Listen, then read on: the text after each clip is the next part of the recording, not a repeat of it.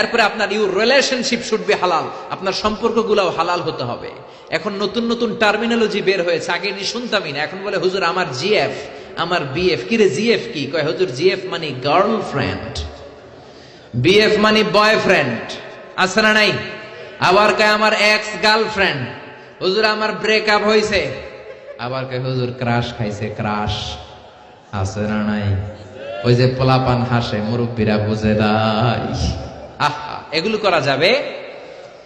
এই জন্য আপনার যে সম্পর্কটা, প্রেম করতে মনে চায়, বিয়ে করার পরে বউর সাথে প্রেম করবা, সব আছে না নাই?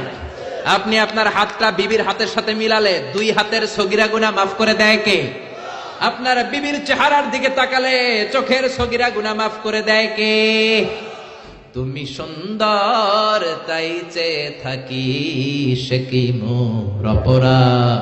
বিবির দিকে, স্ত্রীর দিকে তাকাইয়া সুন্দরী বলে অপরাধ নাই, কিন্তু শালীরে সুন্দর বললে অপরাধ আছে না নাই? ভাবিরে সুন্দর বললে অপরাধ আছে না নাই?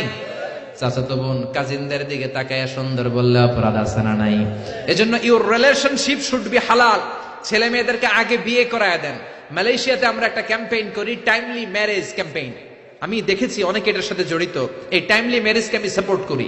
সময় মতো ছেলে মেয়েদেরকে বিয়ে করায় দিবেন।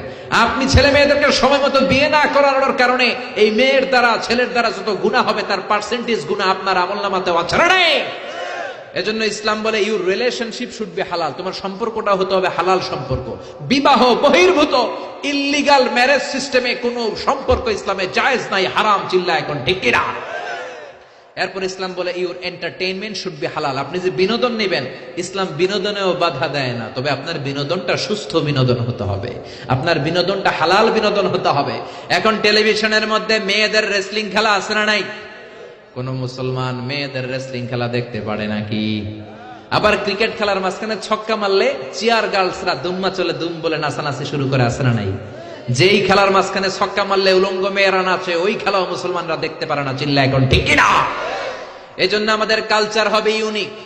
হারাম কোন ধরনের বিনোদন মুসলমান গ্রহণ করতে পারে না।